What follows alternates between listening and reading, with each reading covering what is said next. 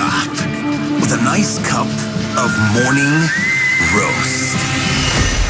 Featuring Fillmore's finest, Monte Hill. The pride of the Excelsior, Joe Butcher Boy Shasky.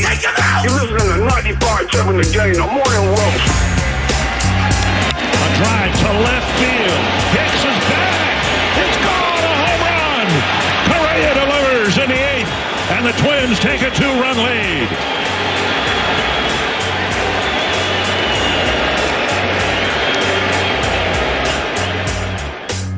So that is the big story of the day.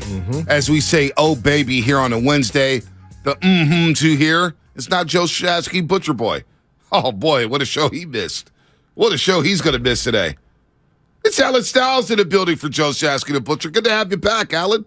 I'm glad to be back, Bonte. I was telling Spadoni, in the crossover, I did, in Shasky's honor, make a selfie video. I chickened out and I didn't post it, but did you yell into the camera? I did. It was very close to my face. You couldn't see all of my face, so I had to do that in order just to get in the Shasky mindset. See, you don't have a face like Shasky. You're actually a handsome young man. Shasky, you see every little. Let me not get on my boy. Uzi good morning with swagger. Yeah, no, it's nothing. It's the opposite of swagger. Good morning, everybody out there. Oh, baby, everybody getting off their graveyard shifts, CHPs. California Highway Patrol, cops, firefighters, strippers who are getting off work, teachers, students, janitors, longshoremen, you know it, plumbers. Good morning, everybody out there. Drive safely on those roadways. Good morning to you, Alan. Good morning to Spadoni. Good morning to Sam Lubman. Lubman is feeling so good. If you look at YouTube right now and you see the banner Morning Roast, he's changed the colors. He's changed the colors of it. That's how good Lubman's going to feel. He's going to have a big head in today's show. Because my guy is walking around. You want to talk about swag. You want to talk about having a pep in his step. Why does he have a pep in his step? Because last night during our show call, Lubman and I, he goes, oh. I'm like, what's going on there? Huh? You see something on TV? You watching Baywatch or something? No. Carlos Correa signed a 13-year, $350 million deal, and the Giants land a big-time free agent, Allen. Your thoughts when you saw the news trickle down late last night? Well, first of all, the Giants fan base, everybody had been talking about they got to do something. Then the Aaron Judge thing happens. And we're going to get into that a little bit more because it's starting to look like Aaron Judge was never going to come to the Bay. Right. It's starting to look like in our bubble, it seemed like he was, but everybody else was thinking that wasn't going to happen. Carlos Correa, you had to overpay. You did overpay. And if you're a Giants fan, and you're asking, we need to do more, or saying we need to do more, I get it. But if you look at what they did going into this offseason, it could be a lot worse. There's still work to do, but it could be a lot worse. So Carlos Correa, you get your shortstop of the future. Very interested to see what happens to Brandon Crawford next season. Obviously, another year on his deal. You got Marco Luciano coming up. I'm saying close your eyes, Bonte. Close your eyes. The year's 2026. I'll close it. Kyle Harrison, throws a double play ball. Carlos Correa grabs it at short, hands it off to Marco Luciano. They turn to win the World Series. How about that? Wow. How about that? There, 2026. Huh? 2026. 6'4", 220 pounds. Carlos Correa is a baller. I think his postseasons have just been magical. Just magical. In 6 years in the playoffs, 16 series, 272 batting average, 18 home runs, 59 RBI. 59 RBI, as this is a Warrior Wednesday, brought to you by SFO. Go fly SFO.com/winter for your chance to win $1,000 towards a nonstop flight from SFO today. Carlos Correa, he's a postseason baller. Now, if you look at the numbers in the regular season, he's never hit more than 26 home runs in a season. Right. He's never driven in more than 96 runs in a season. He's had 1 year where he's batted 300. That was back in 2017 when he was an All-Star, of course. He's only a two-time All-Star, 315 batting average. So 13 years, $350 million. I'll say this, Alan. I'm really excited that the Giants got a guy. They got a guy. But I'm not jumping for joy because of this guy. I like Carlos Correa a lot. I really do. Rookie of the year. He's a good shortstop. He's a good postseason player. Look, his last 130 games with the Twins, he hit 21 home runs. He was really good in that clubhouse. He shows leadership. It's an overpay, and I get it. You had to overpay him. But I need a little more now. It can't just stop with Carlos Correa. We're going to celebrate Carlos Correa, but this just can't be it. It's got to be a little bit more. Yeah, well, they have about $31 million left that they can play with. I think at this point, and I hate to ruin it for you, Bonte. I think at this point they're probably going to focus on some relief pitching, which they really need, unless you want to see more Tyler Rogers, who, we went out that one day and we were playing baseball. Right. I know you dropped off some drinks. I know you say you don't play baseball, Bonte. You might be able to get a hit off Tyler Rogers. Maybe. If you got in there. Well, don't tell Lubman that. If you got in there long enough. Don't tell Sam Lubman that. Depends on what kind of defense behind him. You might be able to. You would make contact. I'll tell you that Let me much. tell you, according to Sam Lubman, everything has to be perfect behind Trevor Rogers or Tyler Rogers to get it out. The guy stunk last year. It is what it is. Exactly. So they're going to go out. They're going to go get some relief pitching, and that'll be it for this season. This is a project. You signed him to 13 years. He's going to be 41. 40. When 41. he's done. So that doesn't sound great, but at the same time, you had to overpay. The way I think about it is this, Bonte. You got your daughter. I don't know if you're taking her to get to games yet. I got one on the way. She's been in 2 Giants games. So she's feeling it. You get the family, right? When she gets a little bit older, you go out. All right, I gotta buy this. I gotta buy this hot dog. I want to buy this beer. I want to buy this soda. What happens when you buy that stuff? You overpay. But when you walked into the stadium, you knew you were going to overpay. No doubt. You knew the price of that point. beer was the price of a 6-pack at Safeway. Same thing when you go to an amusement park. So you had an understanding going into it that you were going to overpay. Right. You might still complain, Right. but you had to overpay. And that's point. where the Giants were at. They knew they were going to have to overpay. They knew it was probably longer than they wanted, but they didn't have a choice. They really didn't have a choice. And I know Carlos Correa, I think the thing about him, looking at his numbers, he's one of those guys where out of the shortstops in the bunch, he has the highest ceiling. Right. Bogarts is probably not going to still be a shortstop, even though he can hit. And Dansby Swanson, I just don't necessarily trust his bat the older he gets. And he's no spring chicken either because he spent that time at Vanderbilt. So Carlos Correa, I can see him moving to third base later. he's probably going to move to third if Marco Luciano is what we hope he is, which we don't know. Well, but I think he's the guy that had the most potential when you look at what the measurables and things like that. Will he ever reach his potential? I don't think he has yet, but the Giants are paying him, hoping that he does at some point. So I'm looking at Carlos Correa here. All right, a World Series winner. A lot of people say the Astros cheated, whatever. He's got the ring. Rookie of the Year, 2-time All-Star, Gold Glove winner, Platinum Glove. This is what worries me. This is what really worries me about Carlos Correa. Not so much Aaron Judge, because Aaron Judge, I knew you could DH. He didn't have to play the field. And if you play the outfield, you're not going to be, you're not as active as a shortstop. Right. Carlos Correa has a long injury history. All right, 2017, injured a thumb, slid into a catcher shin guard. He missed 42 games. He aggravated the injury in the postseason. Even though the Warriors won that year, Correa was still a crucial cog in that championship run. During the 2018 campaign, he was on the IL for 36 games due to a back injury. It was one of his worst seasons in the league. He posted a 728 OPS on-base percentage with 20 doubles and 15 jacks. The back injury didn't go away in 2019. He missed time in August and September of 2019. All right, then he missed 2 months with a cracked rib that same season. Shortened 2020 season. It was his worst year ever. OPS dipped to 709. 709 on-base percentage. Not good. He did play nearly every game. He had an ankle injury at one point, but last year he played 148 games, second highest of his career. He only missed time when he was placed on the IL due to health and safety protocols. He also had one of his best offensive seasons, finishing fifth in the AL MVP race. So, look, there is an injury concern. In 13 years, $350 million, he's got to be in this lineup for $150 a year. He's got to hit at least 25 jacks. You gotta drive in at least 80 runs, and you gotta hit anywhere between 280 and 300. Those are the facts. Yes, those are the facts. But does he have that presence like an Aaron Judge? I still need a little more, Alan. I still need a little more.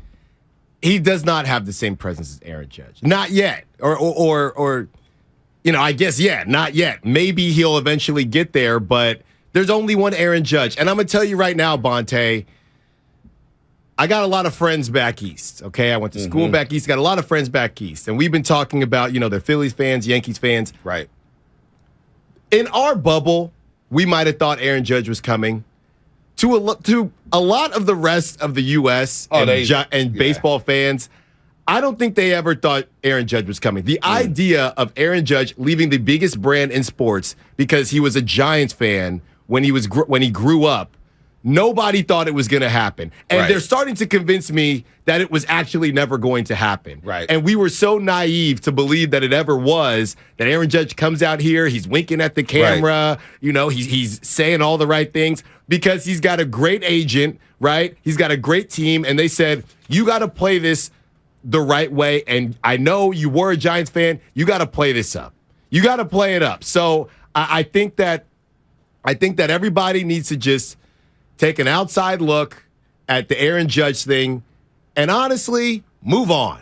Move on. Move on. Does this satisfy Giants fans?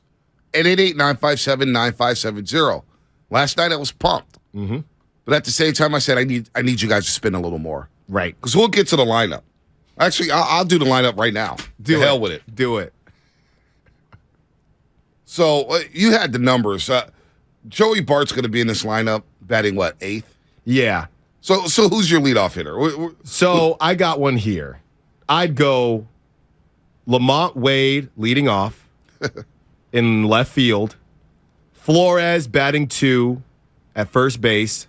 J.D. Davis batting 3 at third base. Carlos Correa, shortstop, batting cleanup. Yastrzemski batting 5 in center field. Haniger batting 6 in right field. Bart batting 7 as the catcher. Jock Peterson hitting 8 as a DH. And Tyro Estrada hitting second. And I just realized I literally just left off Brandon Crawford. Sat Brandon Crawford. Damn. Is that lineup good enough for you Giants fans? I need more.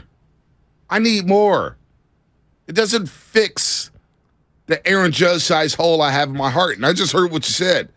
I get it. I didn't believe Aaron Judge was coming, but I was teased. I was tantalized with this 6'6", 6'7", 280-pound mammoth in the batter's box who had a presence.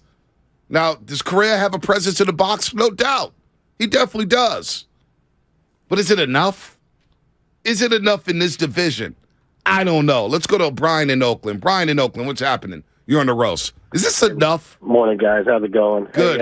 Obviously, the Carlos Correa thing, it's big news, and there's enough to be said on that. My curiosity is, with Brandon Crawford, arguably probably the best shortstop in Giants history, does he just willingly slide over to second or third, or do you think there's actually an outside possibility that he either asks for a release or a trade or something like that? We'll have to see. We shall have to see. We shall see about Brandon Crawford. I think Carlos Correa will play third.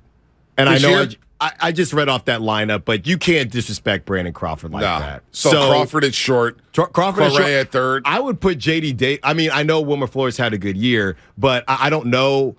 I don't know if maybe you take out Tyro Estrada if he gets cold. You could put J.D. Davis at DH. If you don't want to play Jock, but I do think that starting shortstop will be Brandon Crawford. He's earned that. It's the last year on his contract. I would assume he retires after this. He's earned it. 13 years, $350 million. Farhan get credit? How are we feeling about Farhan this morning? Or is this on Farhan? Is it on ownership? Is this on Farhan? It's everybody. Everybody. Are you feeling better about Farhan this morning? I'm feeling like he finally stopped shopping at the discount store. Stop shopping at Ross. I wasn't gonna name drop. You can bargain basement. You can't find some gems at Ross. You can find some gems. You can find some gems, but you can't be there all the time. Bargain basement shopping. That's the thing. You got a nice night out with your lady. Okay, right. Maybe you got to hit. Can I get a Macy's Farhan? Right. Can I get a Macy's? Right. So basically, right. He went from essentially shopping and eating on the value menu to overpaying for a salad in SF. That's basically what he did. But Sometimes there's no in-between. In this situation, because of what happened with Aaron Judge, there wasn't an in-between. And if he did go out and get the in-between, to everybody who is actually upset today or mad about the deal, please tell us, what would you prefer? Who else out there? Dansby Swanson would not have been much cheaper than this. Yeah, and no doubt. He has a lower ceiling. Look, you got to start somewhere with the deal. I'm not mad at it, but it's not enough. But I don't want to rain on the parade. How jacked are people about getting Carlos Correa? The Giants finally get a guy. They get a guy. They get a guy who was in the top 10 when it came to prize possessions this offseason. They get a guy. And it's a damn good guy. It's a guy people know in baseball. He was on television during the postseason. He was speaking about analytics. We'll play that sound coming up. It's a big move. 13 years, $350 million. You could say it's the biggest move since Barry Bonds. They've had some big moves, though. They signed Johnny Cueto in 2016. It was a big move. They got Hunter Pence. They got Hunter Pence, and they re-signed him. Let's take it this way, though, Bonte. As Giants fans, and I got to be careful with how I put this, but as Giants fans, I mean, the last time we even had – who is the last time – or who is the player that we had last on this team that had any type of swag? Oh, my God. Andrew McCutchen for about 2 seconds? Well, that's the thing. You finally got a player who could bat flip and pop his collar and pick a home run. I'm so happy about that. I've been wanting swag for so long. This makes the Giants kind of cool. Right. This makes me want to say, you know what? 6:45 first pitch. I got to see what's happening with Correa. Exactly. Finally. Exactly. I mean, it was to the point where I'm over here trying to convince myself that Denard Span has swag, and he did not. And he did not have swag whatsoever. He did not have any swag. Not only that, maybe Carlos Correa comes to that clubhouse and says, you know what, fellas? We're not dabbing in 2023. Please stop the madness. We're not recycling a move from 2015. Yeah. We're not dabbing anymore. We're not dabbing. All right? R.I.P. to the dab. It's been buried, but the Giants they keep trying to the Giants. They don't shovel think it it's out, dead. man. They pull it out from the grave every single season. Maybe it'll finally be done. So that is a good point. Correa does pimp home runs. He does backflip. He will wear his gold chains. I need all that. Yes. I need all that. Astros television, play-by-play voice, Jeff Blum will join us at 8 o'clock to speak more about Carlos Correa. The Giants sign a big fish. They don't strike out. They didn't strike out on this one. 13 years, $350 million. Look, I'm going to say it right off the rip. They overpaid for Correa, but they had to. They had no choice. For Aaron Judge, they had to overpay. You had to overpay for Carlos Correa. You got to overpay when you're mediocre like the Giants and you got nothing around them. And you got to sell, hey, the prospects are going to be up in 2024, going to be up in 2025. Well, the good thing is Correa was part of a rebuild in Houston.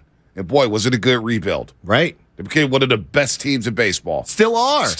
So they've missed some pieces, but ultimately, you know, they've got it done with some allegations. They've gotten it done without any allegations, and I am curious your thoughts on that piece of it. I mean, the Dodgers wouldn't even look at Correa allegedly because of the fans and that blowback. Well, come on over here, buddy. Come on over here.